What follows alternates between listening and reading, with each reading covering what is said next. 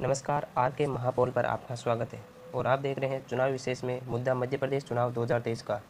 महाराज शिवराज बनाम दिग्विजय कमलनाथ का सियासी मुकाबला। भाजपा व शिवराज के चेहरे पर 18 वर्षों की एंटी इनकम्बेंसी। कांग्रेस में सीएम चेहरे को लेकर मची आपसी खींचतान और प्रदेश में मची चुनावी उठापटक।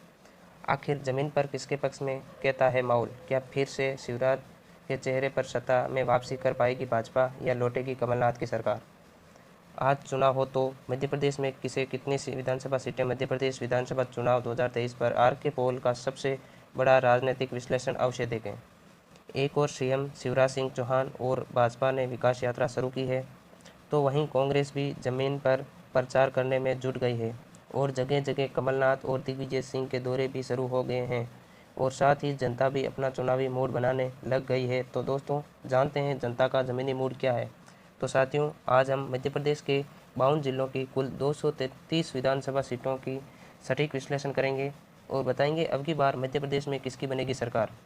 तो साथियों, आज महापौर का सटीक विश्लेषण करने के लिए मध्य प्रदेश को 6 अलग अलग रीजन या जोन में बांटा गया है, जिससे आप आसानी से समझ सकें कि किस क्षेत्र में कौन सी पार्टी प्रभावी दिख रही है। तो दोस्तों, शुरू करते हैं विधानसभा महासर्वे। सबसे पहले, सबसे तेज, सबसे सटीक। दोस्तों, हम सबसे पहले जोन की बात करें तो सबसे पहला रीजन या जोन ज्योतिरादित्य सिंधिया के गढ़ के रूप में जाना जाता है, उसका नाम है चंबल जोन। तो दोस्तों, हम आपको बता दें कि इस जोन या रीजन में टोटल 8 जिलों की 34 विधानसभा सीटें आती है। यहाँ के प्रमुख जिलों की बात करें तो प्रमुख जिले गुना, ग्वालियर, भिंड, मुरैना, शिवपुरी आते हैं। यहाँ के सर्वों के आंकड़ों की बात करें तो बीजेपी को 7 से 11 सीटें मिल सकती है और कांग्रेस को 22 से 26 सीटें, बसपा को 0 से 2 सीटें और अन्य के खाते में 0 से 1 सीट जाती हुई दिखाई दे रही है। इसका मतलब यह है कि सिंधिया के बीजेपी में जाने पर भी कांग्रेस को भारी नुकसान दिखाई नहीं दे रहा है। दोस्तों, हम अगले रीजन की बात करें तो वो है बघेलखंड रीजन। यहाँ सबसे अधिक सीटें हैं। यहाँ 13 जिलों की टोटल 56 सीटें आती है। यहाँ के बड़े जिलों की बात करें तो वे है सतना, रीवा, सीधी, पन्ना व छतरपुर। बाबा बागेश्वर भी इसी रीजन से आते हैं, तो कहीं ना कहीं उनका भी प्रभाव देखने को मिल सकता है। यह सबसे अधिक सीटों वाला विंध्याचल इलाका है। यहाँ सी वोटर सर्वे के अनुसार आंकड़ों की बात करें तो बीजेपी को 21 से 25 सीटें मिल सकती है और कांग्रेस को 30 से 34 सीटें, बसपा को 0 से 2 सीटें और अन्य के खाते में 0 से 1 सीट जाती हुई दिखाई दे रही है। यहाँ भी कांग्रेस का प्रभाव ज़्यादा दिख रहा है, इससे बीजेपी को गढ़ भी माना जाता है।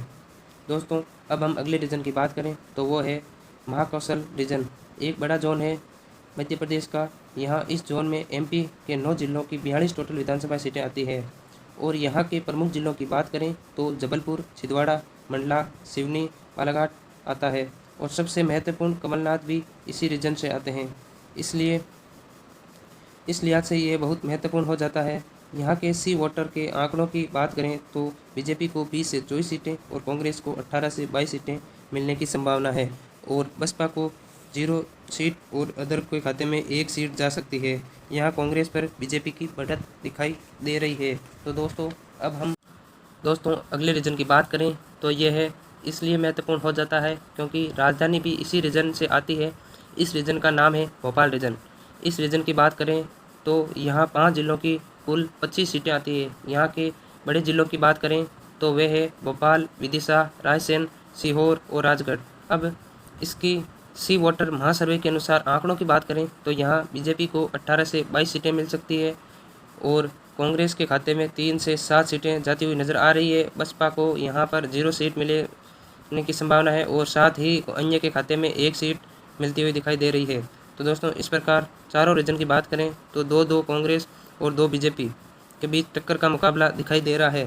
दोस्तों, अगले रीजन की बात करें तो अगला रीजन है मालवा रीजन। यहाँ टोटल 9 जिलों की 45 सीटें आती है।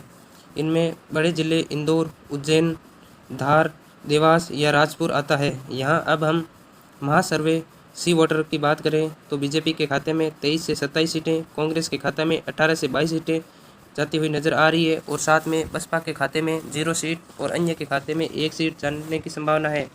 महत्वपूर्ण बात यह है कि मालवा रीजन में बीजेपी आगे दिखाई दे रही है। दोस्तों, अगले रीजन की बात करें तो अगला निमाड़ रीजन है। यहाँ टोटल 8 जिले की 28 विधानसभा सीटें आती है। बात करें बड़े जिलों की तो यहाँ बड़े जिले हैं झाबुआ, अलीपुर, खरगोन, खंडवा और बैतूल आदि।